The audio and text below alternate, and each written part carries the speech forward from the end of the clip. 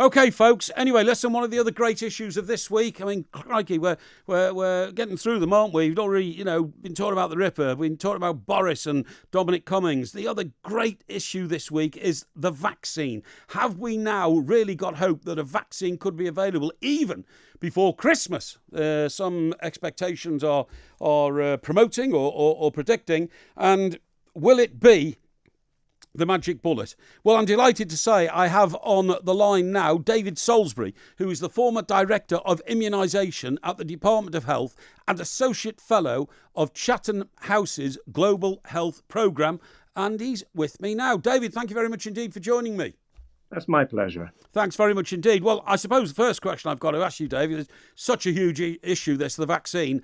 Are you enthralled by what you've read this week about the development of this vaccine that could actually be in use before Christmas and maybe the answer to all the lockdowns that we've had to experience and perhaps lockdowns of the future? Am I excited about it? Yes, of course. It's really important. It means we've got a vaccine that can protect us. That's a huge step forward. It means that we can tackle this virus in the way that we know how to deal with infectious disease. Yes. That's important. Yes. And also, this is the first proof that this sort of a vaccine will work. And that's really important too. Will it get us out of lockdown? Well, that's a more difficult question.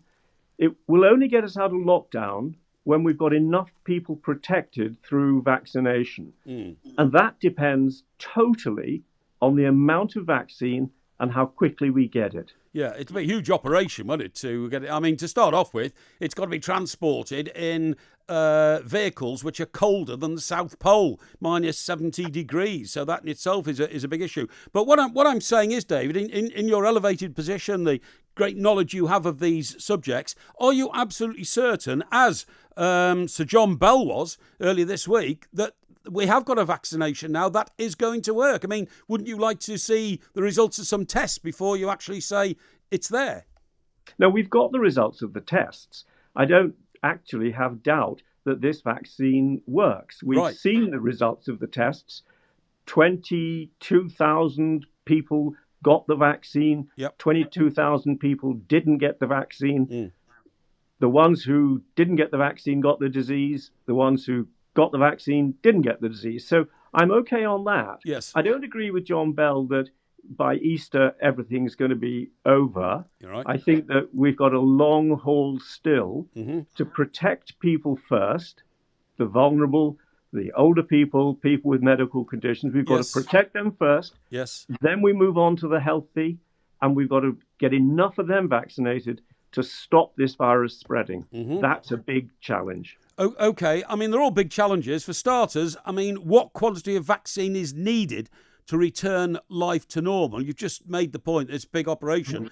But if we've got to distribute 40 or 50 million vaccines, I can't see that being done overnight. So the point you've already made is if only a third of the population have got the vaccine, does that mean that we're back to square one because the other 2/3 are then still vulnerable? No, I don't think we're back to square one. I think that there will be effects, but you've got to remember that every person has got to have 2 doses. So if you have 1 million doses a week for 3 weeks, well, that's 3 million doses. And then the next 3 weeks, you've got to go back and give it again to the same ones that you gave it to first over. So it's a big challenge. The whole process, the whole program will be driven by the speed at which the vaccine comes into stock and the speed at which it can be given to people. Yeah, and does that mean that, I have it in my head here, I have queues 2 miles long up to doctors' surgeries where you go in and you actually get a needle vaccine and then you pass through and you come out? That will take forever. Or is there a simpler way of administering these vaccines? Can it be done? I remember as a kid when there was some kind of measles scare or mumps or something like that, you used to take a sugar cube and that protected you. Can that be done? No, that was for polio. That was quite a long time ago. And this vaccine has to be injected. Now, our GPs and their nurses are really good at doing the seasonal winter flu vaccine program.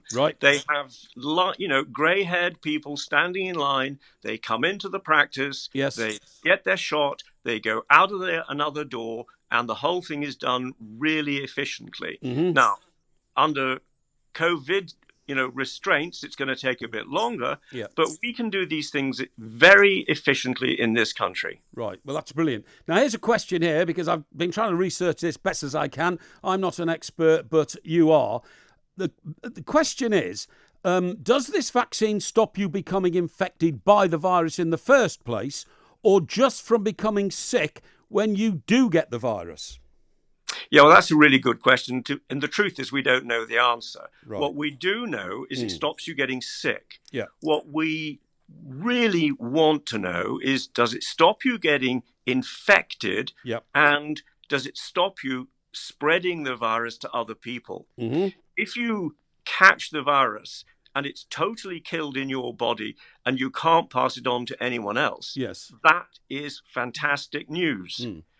But if you are protected from the disease, but you can still infect other people, that's not so good. It's not so good. And do we know, for instance, if when people are given the jab, how long they'll be protected for? I mean, will it be weeks? Will it be months? Will it be for life? That's another of the questions we don't know the answer to. Right. All we know is that immunity to coronaviruses isn't necessarily terribly long.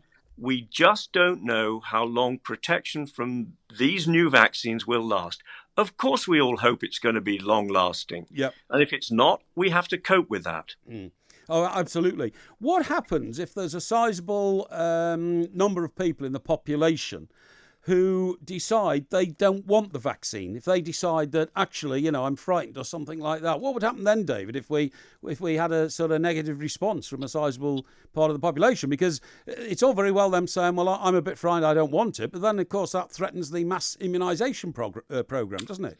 Yes, it does. And it could well be that there are people for whom this vaccine will be hugely important because it's going to protect them. Older people, people with medical conditions. And there's going to be younger people who say, actually, if I get this disease, it's not really very bad for me. So why should I bother with the vaccine? If they do that, we won't interrupt transmission. We won't protect the vulnerable. We won't stop the disease. We'll be back with social distancing. We'll be back with lockdowns. When it's available, I would strongly recommend people have this vaccine. It's in your interests and it's in everybody's interests. I think everybody would absolutely agree with you there. This is something which you've got to do for the sake of the nation, not just the sake of yourself. What has happened during COVID-19, David, is that a lot of us have been warned now, because we might get COVID-19, to have a look at whether you've got any underlying health issues. For instance, I'm told there could be as many as 5 million people walking around in this country who've got diabetes too, like I had. I managed to get rid of mine by strict disciplinary measures. If that's the case, then what's the point of giving somebody like that the vaccine if they're already in a perilous position with the approach of the COVID-19 bug? Oh, I think that's easy. If they are at risk because they've got diabetes, for goodness sake, they're the very ones we want to protect, because they're the ones with the highest risk of dying. Well, how do we find them? How do we find them if they don't know they've got it? We know the people who are in risk groups based on age, and that's a lot of people. We know the people who are in risk groups because we've already identified their illnesses. And then after that, we're going to be rolling the program out to people who are not on those lists. They will come under that sort of general recommendation for everybody to get vaccinated. And also I could point out to you from my own experience having diabetes too, half a dozen people I see walking down any town high street who probably got diabetes because they're so fat. And I say that without any, apology. Some people are waddling around excessively overweight, and my bet is they've probably got diabetes. Well, even if they haven't and they're excessively overweight, that is an important risk factor that they would do better to get away from. And I think they should, take more responsibility for looking after their own health before they suddenly decide, I'll have a vaccine to protect me from COVID-19 when they could already be endangering their own health. David, I want to thank you very much indeed for coming on the show tonight. That's David Salisbury, the former Director of Immunisation at the Department of Health and Associate Fellow of Chatham House's Global Health Programme. Fantastic, the insight you've given us there on the vaccine. So the vaccine's definitely here, folks. We've definitely got it. It's been tested, 22,000 people. We know it's here. Now it's going to be the final hurdles to get over. There are medical hurdles, apparently, to get over. At the last minute, anything can go wrong. But, some top scientists, including, Sir John Bell, are absolutely certain that we've got it. Now it's a question of rolling it out. How do we get it to everybody?